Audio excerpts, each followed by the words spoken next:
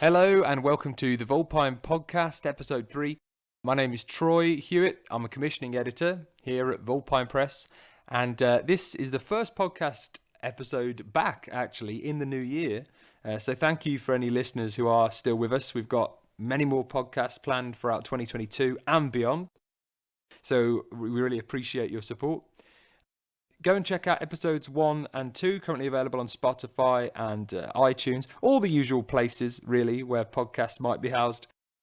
And be sure to check in with us today as we are here talking to Matthew Sias, who's the author of 3 books, 2 non-fiction memoir-based, and 1 fairly recent release called Frolic, which is his first novel. Matthew, thank you very much for joining us. Thank you for having me. It's not a problem at all. So how have things been for you then? Obviously, we had a little chat before we started recording.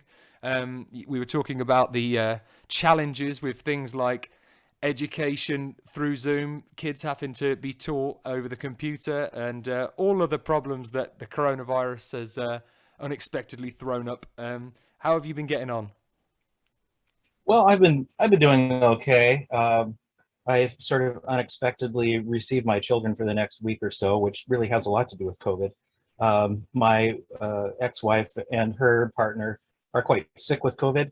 In fact, her partner is in the hospital with pneumonia and COVID. So it's kind of a childcare challenge at this point. I'm in an RV, actually. It's where I live full time now, but it happens to be the only place with an internet connection.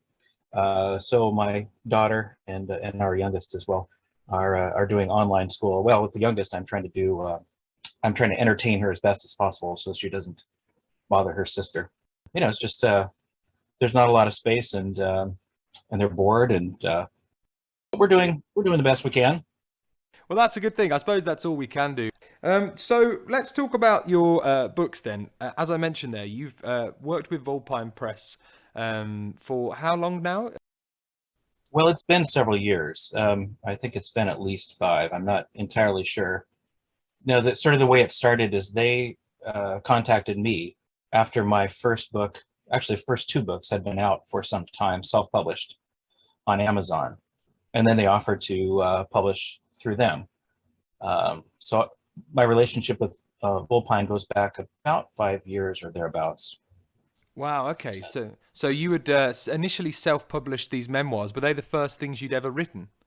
Well, I'd written other things when I was younger, but this was the first 2 books were the first I'd ever attempted to publish before, and it was through a platform called Create Space initially, and then it became Amazon Publishing, and then the book was available through Amazon in print and uh, um, digitally.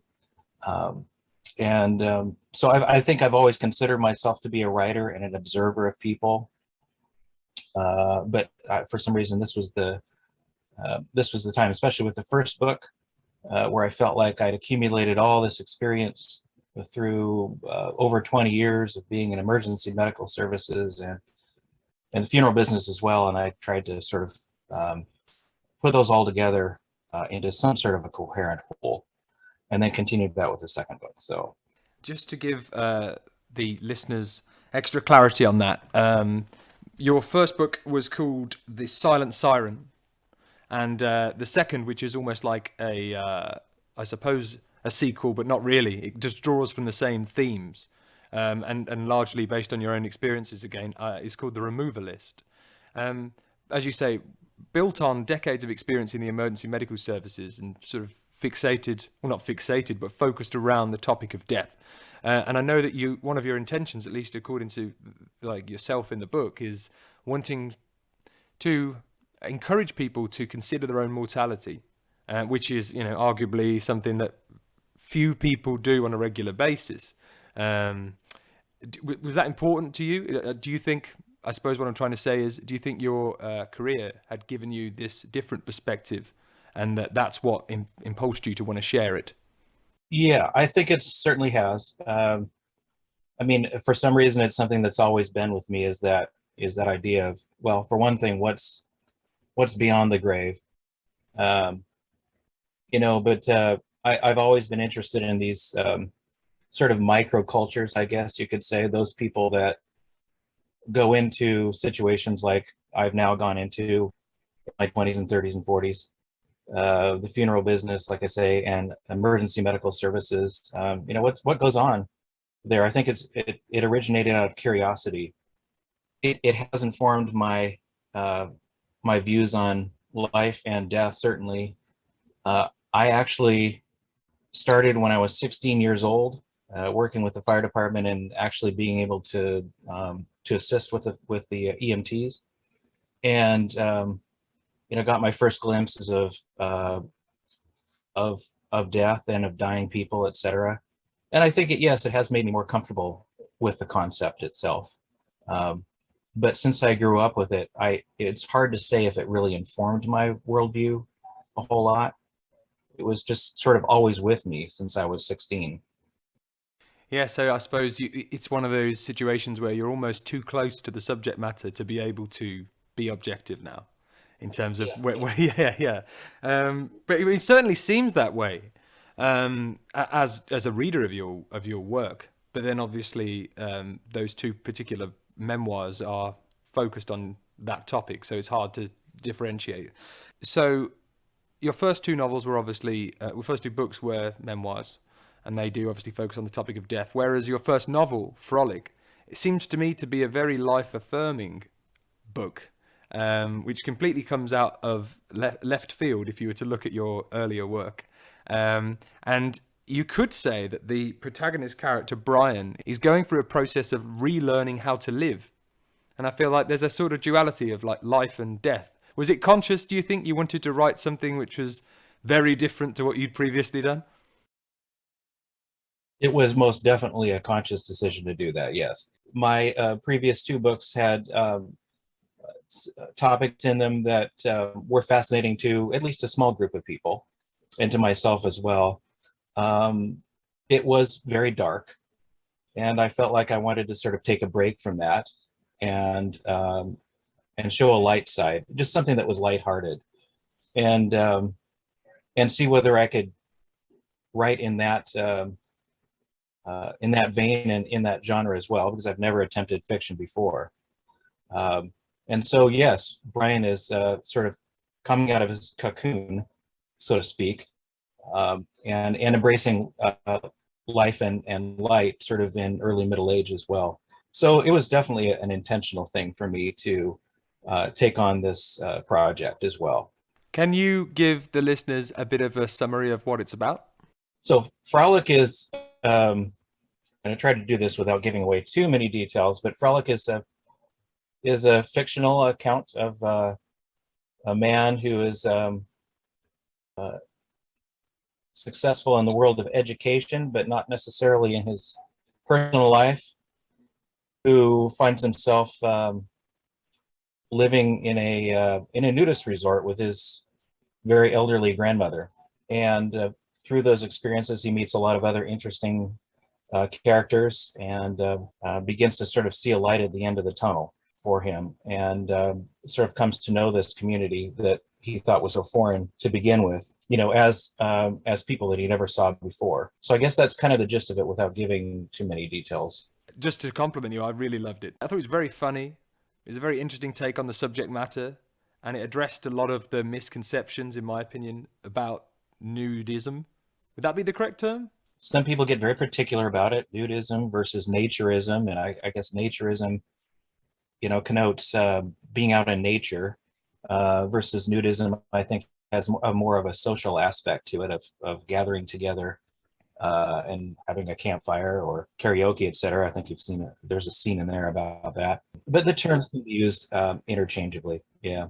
And for the benefit of people who haven't read the book or aren't acquainted with yourself, you have actually served your time as a nudist or naturist yourself. It was a number of years ago. It was probably at least 10 years ago. And I was working in two locations that were about 2 hours apart. My wife and I were. And that required us to have some housing in both locations so that we could go to work from either place. The cheapest place to live was the nudist park. There were actually people who didn't sort of so to speak, practiced the lifestyle, but who simply liked the community and the privacy and wanted a pretty inexpensive place to live. So that's where we had a trailer there, and we had a house somewhere else. So for a number of years, yes, I was a member of that community, so to speak, which is unfortunately no longer in existence. What tends to happen these days is those organized nudist communities. There aren't so many of them anymore. There's what we call the graying of nudism, and the owners will become older, and it's not something they want to take on anymore. And some of the members are getting older as well, and dying out, and so those resorts close, and that's unfortunately what happened with the one that is close to me. And is that reflective of just some sort of attitude shift between generations? Or has this always been the case that like almost the camps rise and then disappear and then a new pocket of people will emerge? I think that I guess the hippie generation is dying out, and those were a lot of the people that were involved, and it's just very difficult for the community at large, nudist community at large, to attract younger people. A lot of the times, not a whole lot goes on. There's folks sitting by the pool, folks singing karaoke, sitting by the campfire, wandering around, talking to friends, etc. And in order to stay relevant, I think they need to sort of branch out. And there are other organizations that are specifically for younger naturists, under 30, etc. So it's not like the movement is dying out, but the clubs themselves have lost a lot of members and probably need to go in a different direction. Yeah.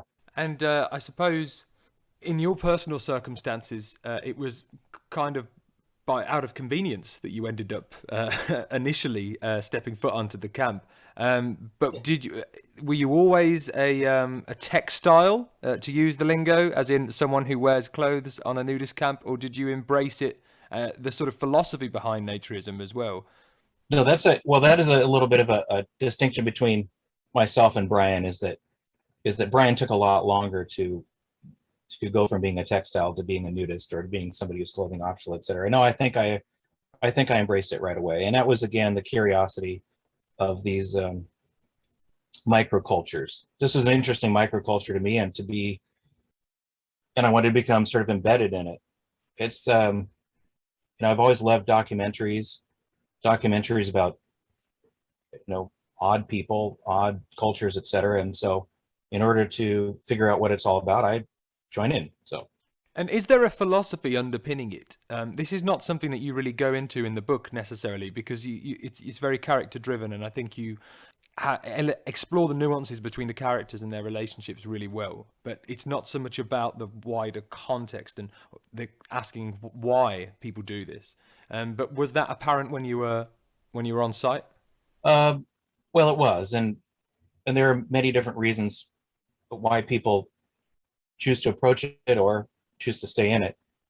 And I think the sort of cliche answer is freedom, right? I mean, it's freedom from your clothing. And for me, I'm kind of a ruminator. I'm constantly in my head. And what I found was, sort of when the clothes come off, a metaphorical weight is lifted and the ruminations go away. And there's a seamlessness between myself and nature. And that was what I found really satisfying. So I like the social aspect of it, but I didn't need to have it necessarily. I could be on a beach somewhere by myself and feel completely connected with nature.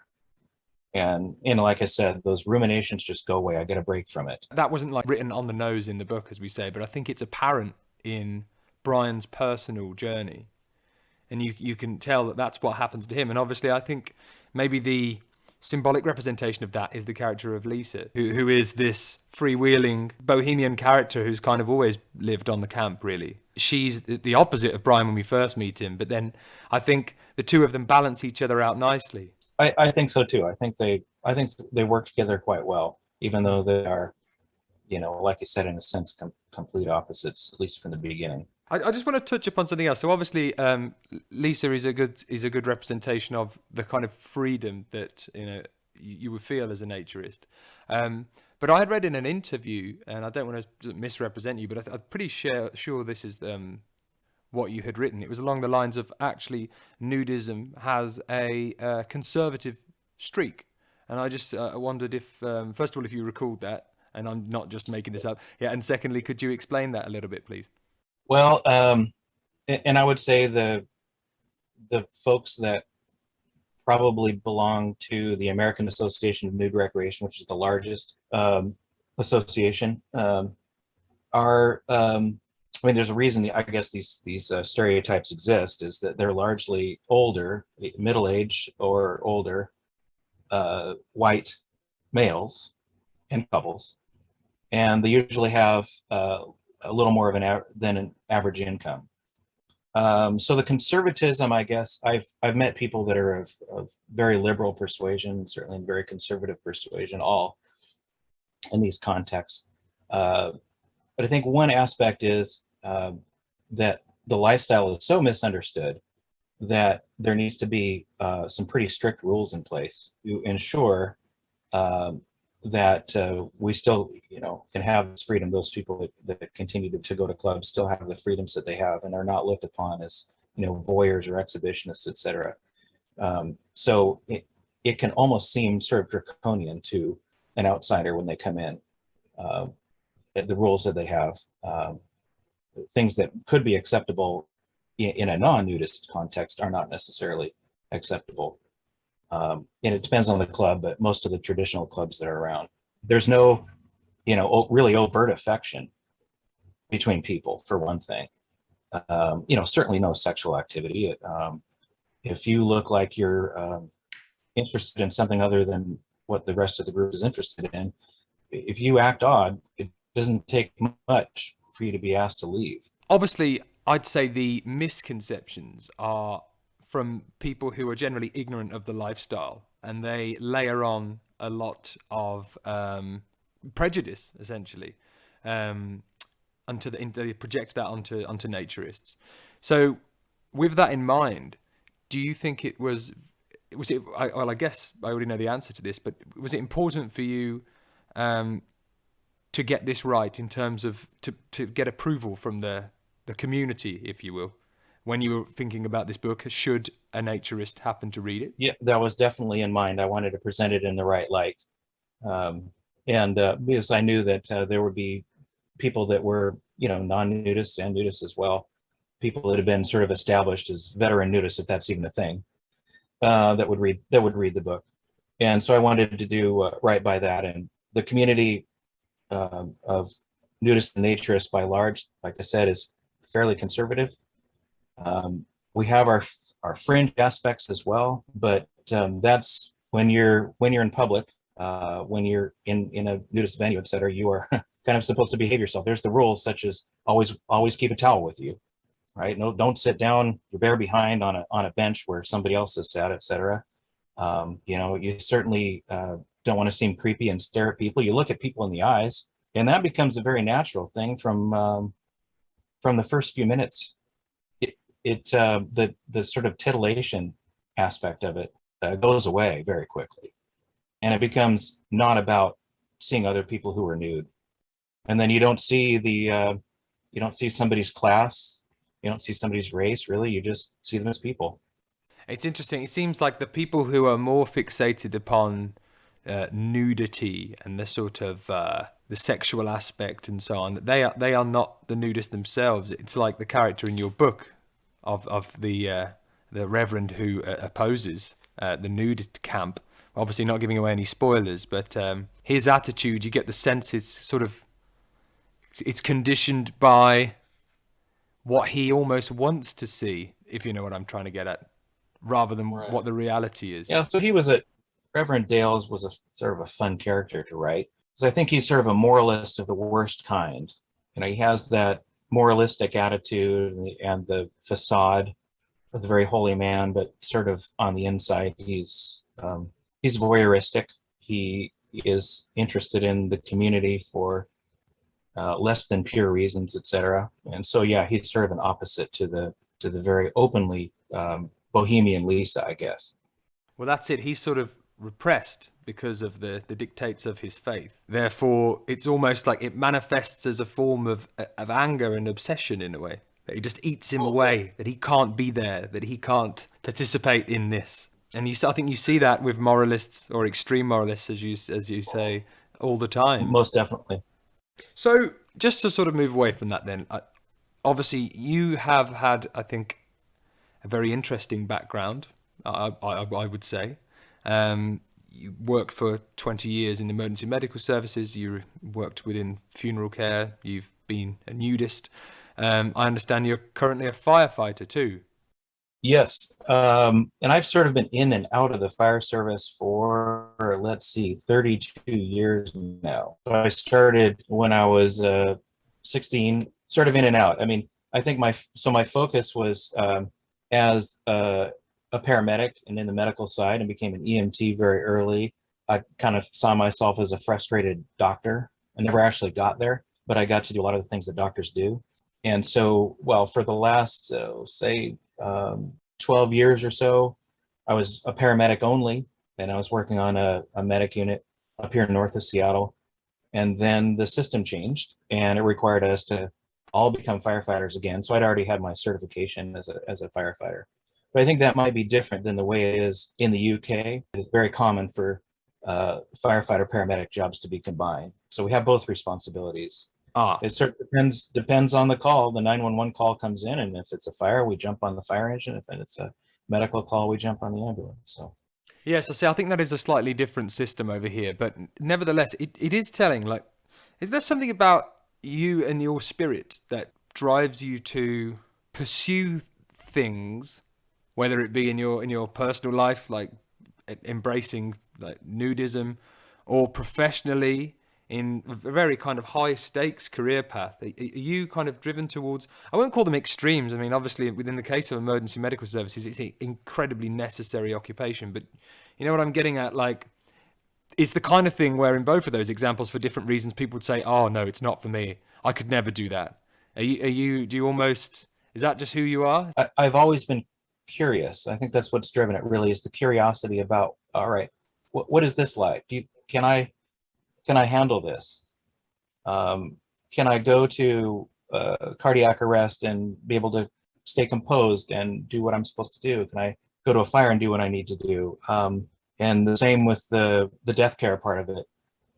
You know, I think all of us have seen on TV the yellow crime scene tape, etc.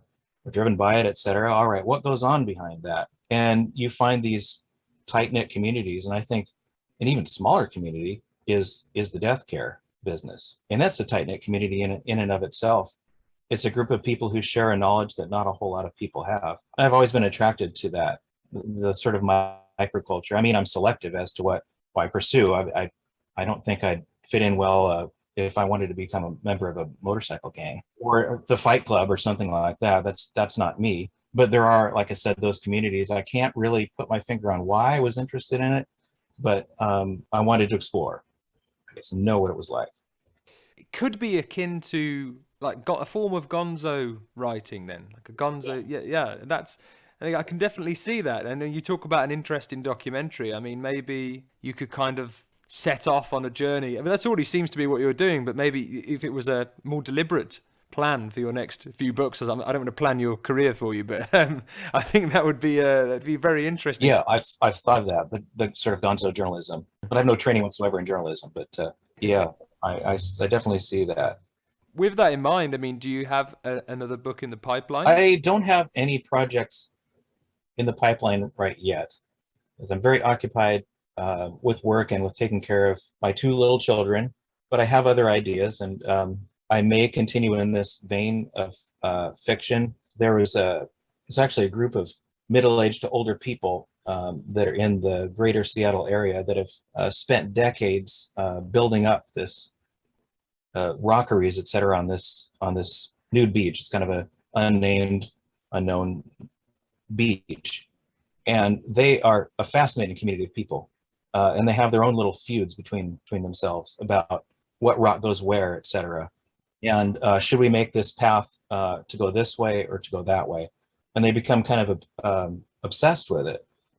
And I've always found that was fascinating. That that's its own little sort of microculture. These folks that most of them are older men who had never been married in their lives, at least in the spring and summer months, have been dedicated to this beach and the maintenance of it and the building up of it, et cetera. And that's kind of mentioned actually in Frolic. And then also, I had thought about a fiction book that's based on emergency medical services as well. And that I've been ruminating about for some time. But I think I'd go into the fiction genre. I'm a little tired of writing about myself. And I think I've kind of run out. I mean, new experiences happen every day at work, but it's hard to incorporate that into a book, I guess. I found That's the first right. book very tough to write.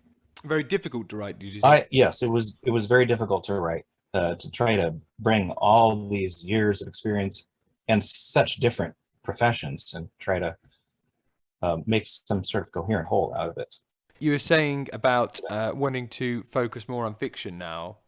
Can I just say, do you think that they will be written in a similar comedic style as Frolic? Just because I think you have a real knack for it's a sort of playful narrative. I mean, it's literary in many respects actually, but it's very funny, and I think you have a good insight into Brian's point of view. Do you think the humor is going to continue to permeate the work moving forward? I think so, yeah. And I think I sort of need that lightness in my life as well.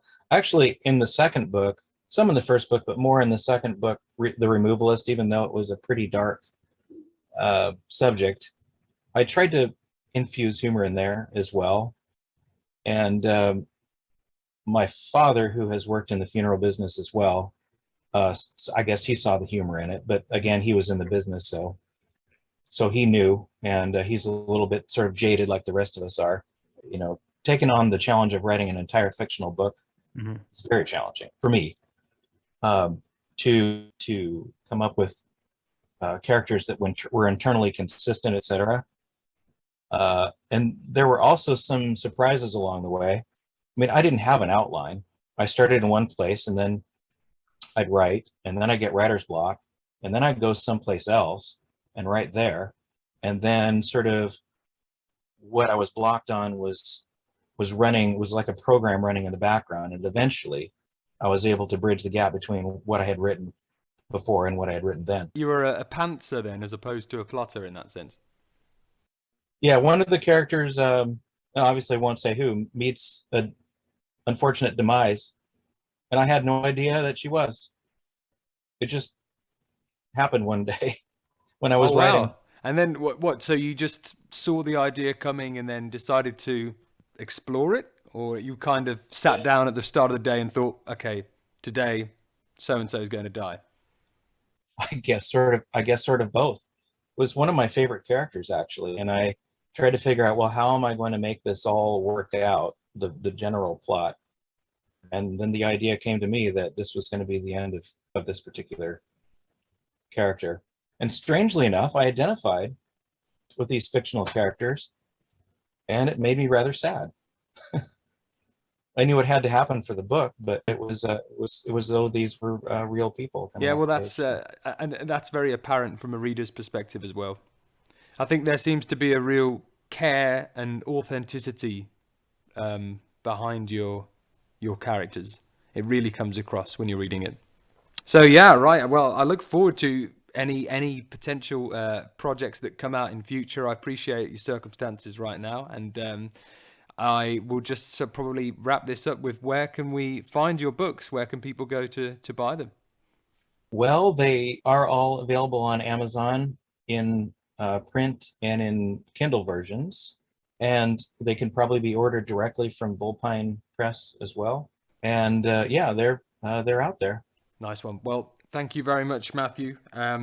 Everybody, that was the end of episode 3, and we hope to see you all again soon in the digital sense for episode 4. Thank you very much. Cheers, Matthew.